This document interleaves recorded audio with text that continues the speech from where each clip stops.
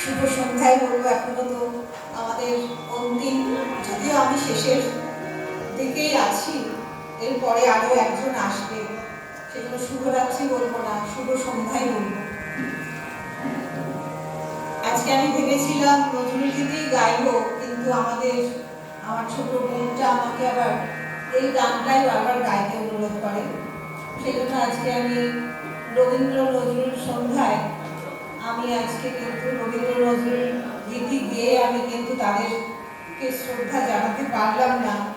আজকে রাত্রিও হয়ে গেছে, আরেকটা গান গাওয়ার মতো সময় নেই।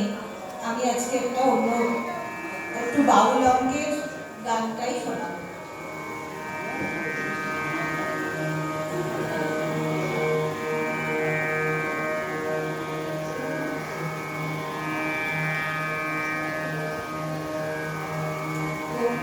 কখন শুরু, কখন যে শেষ, কে জানে?